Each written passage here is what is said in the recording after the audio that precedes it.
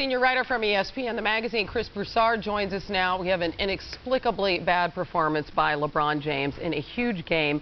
If the Cavaliers lose this series, this performance will be pointed to as the seminal performance of the series. What does that mean for James' impending free agency? Well, it's huge, obviously. You know, I've long felt like LeBron was going to stay in Cleveland, or they were at least a heavy favorite. There's no question that what's gone on this postseason in this series and last night changes that. It's at least a 50-50 proposition now.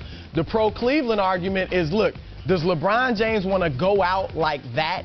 You know, that doesn't overshadow the great career he's had in Cleveland, but it does put a damper on it. You know, also, the icons of the game, they don't go elsewhere to play with other players. Michael Jordan, after all his tough losses to Detroit and other teams, didn't go play with somebody else. Isaiah Thomas in Detroit didn't go play with somebody else. Shaq went from Orlando to L.A., but it wasn't to play with Kobe Bryant. Kobe Bryant hadn't done anything at that point. He built a champion, and that's what LeBron James' task is, to build a championship. That's the pro-Cleveland argument. The pro-elsewhere argument is that looking at his supporting cast, you know, compared to what the Celtics have, when they're healthy, and they are healthy right now, there's no question the Celtics have a better roster.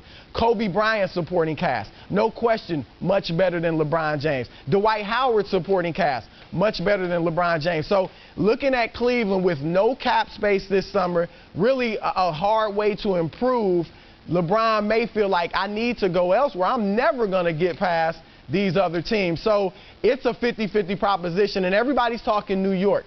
They need to start talking Chicago, because Chicago has at least as good a chance, I believe better, of getting LeBron than New York. From people I've talked to, you got Derrick Rose there, you got Joakim Noah, you've got the great legacy that Michael Jordan put there.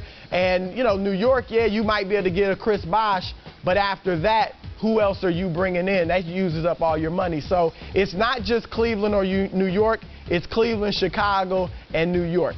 How does last night, though, affect the perception of others around the league about LeBron James? Well, nobody's going to stop going after him in free agency, that's for sure. He's still viewed as the best player in the world, and he's obviously getting maximum money. And like Leg said, LeBron James has stepped up in big moments. I mean, his debut as a rookie, he was the most touted rookie maybe in the history of the league, came up big in a game in Sacramento, 25 points. Other statistics were big. Last year against Orlando, played great in that series. They lost, averaged 38 points, 8 rebounds, 8 assists. So you can't just say he doesn't step up under pressure.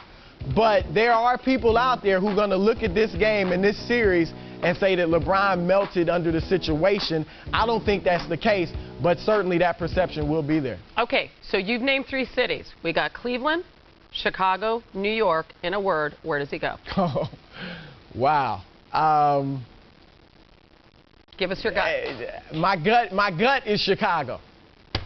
Chicago. Sorry, New York.